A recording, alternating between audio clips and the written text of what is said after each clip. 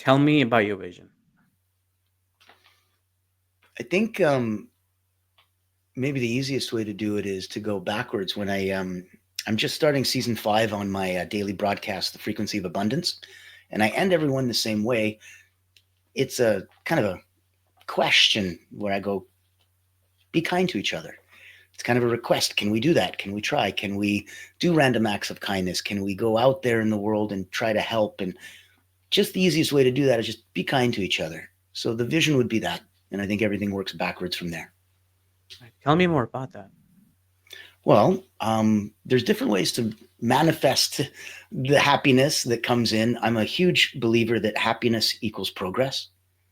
And that if you aren't happy, even though you have all the accolades and all the success in life and you have every tangible materialistic thing, but you still feel empty and a little bit lacking, it's because when's the last time you bit off more than you could chew and then found a way to chew it?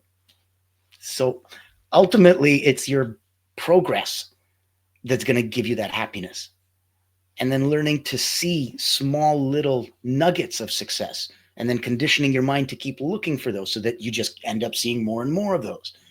And that process changes who you are and who you talk to, changes your vibration. And when you elevate your vibrations up, it's like a brighter flame. Different moths come to that different frequency. So in that context, that's where I wanted to start giving back. The frequency of abundance was not a marketing, ploy. I have a public relations house, but it's a not-for-profit. So everything we do is 100% different and for a different purpose. We just chose these vehicles to get to that ultimate goal at the end. That it's not just it starts with a mission. First, it starts with a vision. Then it becomes a mission, and then ultimately can become a movement. Tell me more. Where did this all get started? Well, I have wonderful, high achieving parents. I came from the former Soviet Union, so as an immigrant, you do what your parents do. They don't ask. My mom was a concert pianist. At 12, I won Aquinas music. At 14, I had my own little baby music school while my friends are flipping burgers for $4 an hour. I'm making $1,000 a week working 10 hours. Sorry, $1,000 a month working 10 hours a week in like the 80s. And so understanding how that drive works, how wanting more, coming from low cost immigrant housing, and then having, within a couple of years, your parents save up enough to buy your first house. And even when I did the piano thing, when I opened my own school, it was always like a entrepreneurial creative vibe where I'm like, hey, my mom's got a piano and she's got her own piano school. Mom, can I borrow the piano when you're not using it? Sure. Excellent. And I ran around the neighborhood and just found these new houses that were just getting built, and they all had scrap wood in the front. So I grabbed some of the scrap wood, grabbed some of the scrap paint that they left, come on home, and for zero cost rent, fun piano lessons, call Natan. And then back in the day when you could just post that in every single intersection without getting in trouble. So I did. I got a dozen calls. I made it 10 clients. I'm like, this can't be this easy. But it was. And it Yeah. was that just kept doing that same concept, throughout and stuff. Thank you for sharing that. And from that point onwards to where you're today, how did that journey come about? There was well, my dad, who's head coach for Cirque du Soleil for about 30 years now and retiring, and he was their director of design and performance. They headhunted him from Calgary. And so the whole family got this 1 week vacation. I was, like I said, you do what your parents do. So my dad is an Olympic gymnastic and power tumbling coach and representing Canada in the Olympics a couple times. Um, I jumped into that when I was 15, did the American equivalent of being all state by the time I was 16. So just really, really rapid rise through it. And knowing that background was there for both of them, I've been in martial arts for 40 years. So it's all kind of cumulative because as an immigrant, I'm 5'3", 5'4" on a good day if you squint just right. I'm getting stuffed into lockers. I got a funny name. I got a funny accent. So I wanted to take martial arts in for what it was meant for, not for the weight loss and confidence and whatever else they're selling it as now. I'm like, no, I just don't want to get stuffed in lockers anymore. And so all of those things accumulated. My dad gets headhunted. We move across from Calgary, which is like the Texas of Canada. They've got oil, they've got cattle, Calgary Stampede, it's Texas, all the way to Montreal, which is like if San Francisco and New York had a bastard stepchild somewhere in Europe, Montreal. And we just never left. So after 30 years, I've been blessed with my beautiful wife. And it's neat because she's a complement where she's a subtle energy guide. My energy work is mental, physical, emotional drills.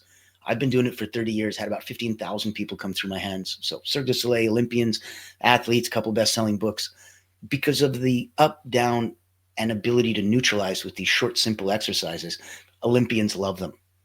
My wife, on the other hand, does tarot, numerology, astrology, Reiki, intuition, the exact opposite, other side, the yin yang to my energy work.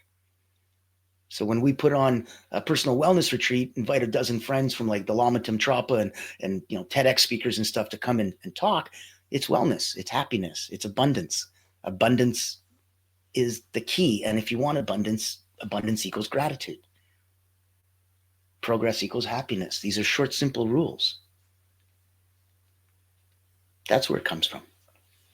Thank you for sharing that, Natan.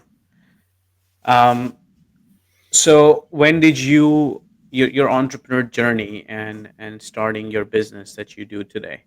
How did that Mm. all get started? Like, what's the story behind that? Being an entrepreneur started when I was like 12 and getting paint and making piano lessons.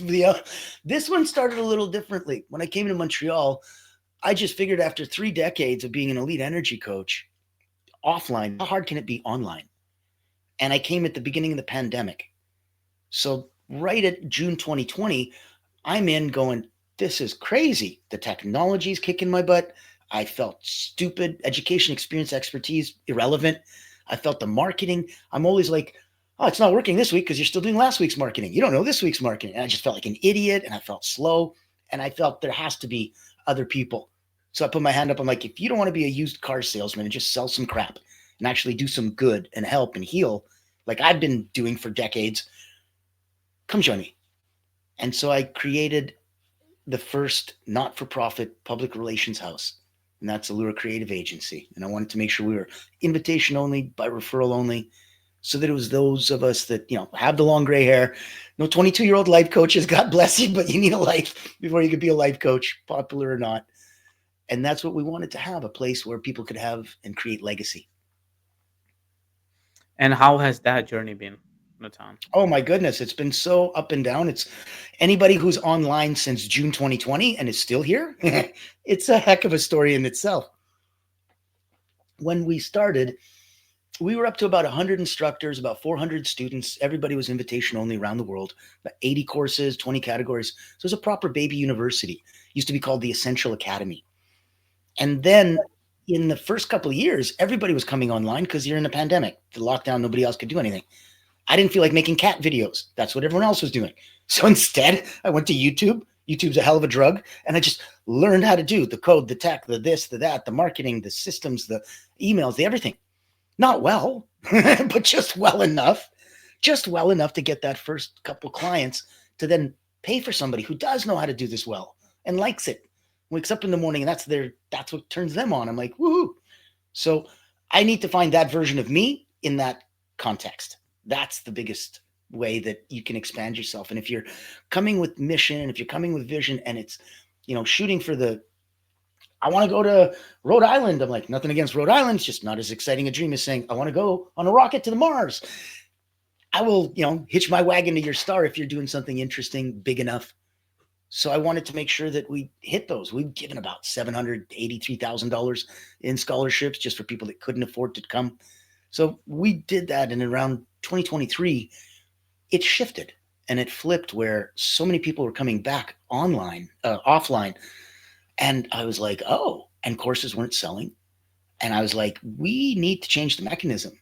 So I moved us from an academy model to an agency, and we became a Allure Creative Agency. Kept the not-for-profit side, which made us the first and only one in the kind, which is kind of neat. If you go to a networking event and everyone's a coach, I'm like, yeah, I'm a coach too. And not a bad one either. But at the same time, we don't have to have this big, ego contest, because what I can do is help. My public relations house is there if you've already built brand. If you spent time and money on brand, you might want visibility, credibility, and a better way to hit a wider audience. So whereas everyone else is doing every plethora of service, we only do one thing.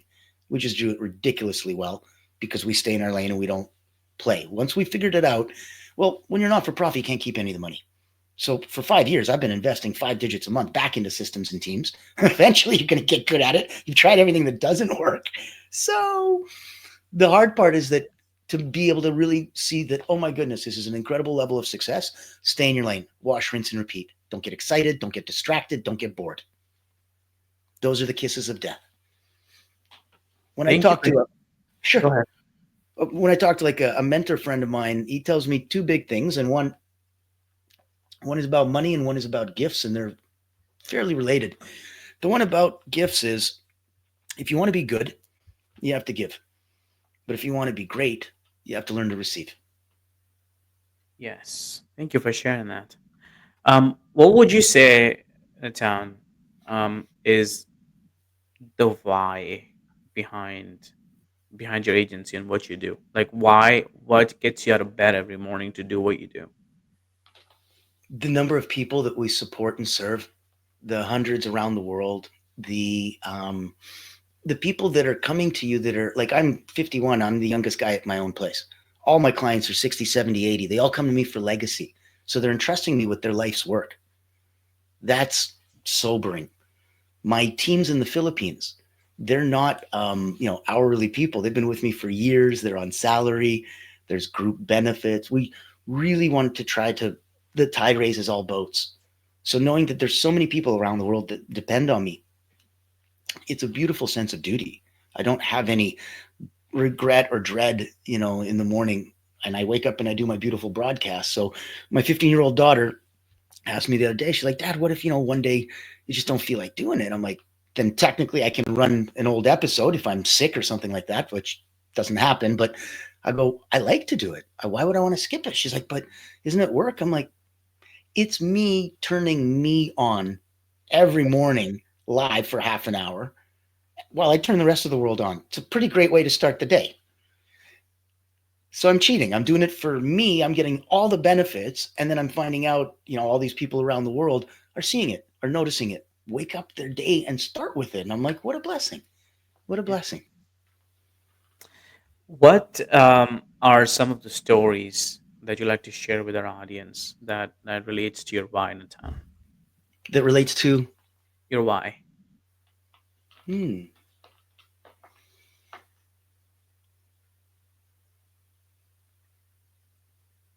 I would think there's a couple clients I had that were really searching for their voice.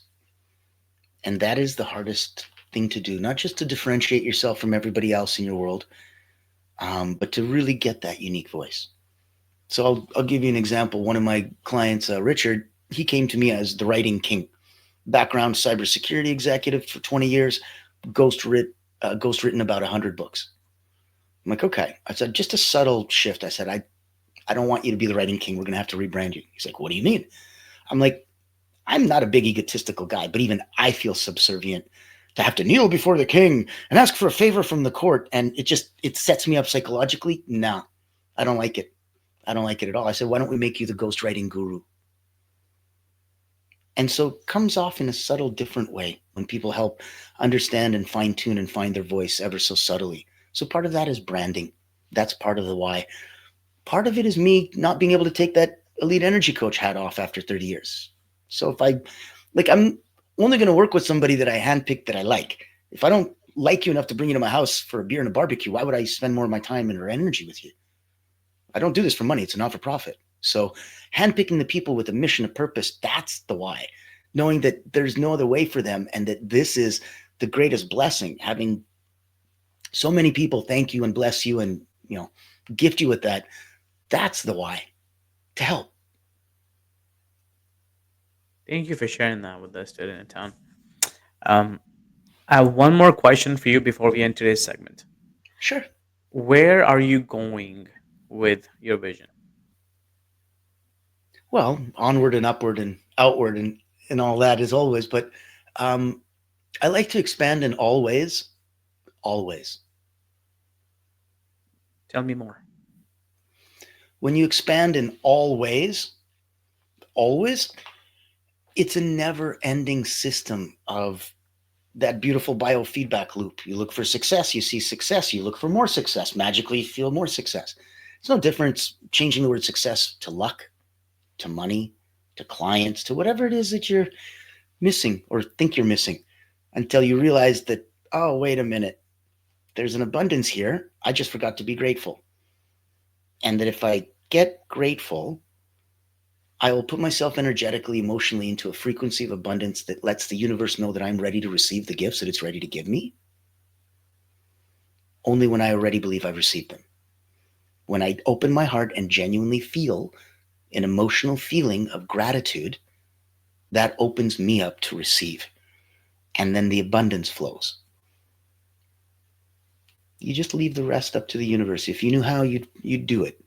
Don't worry about the how. Let the universe figure that part out. You just throw your what out there, and you better have a damn strong why behind it. Thank you for being here today. I'm really happy that you tuned in to Vision Pros Live. I'm looking forward to seeing your reactions as these episodes continue to move forward. This is going to get more and more fun. We'll have more and more engagement as well. We'll invite people to participate in the show. And thank you for giving us your time and attention. Have an excellent time building out your vision and becoming a Vision Pro yourself.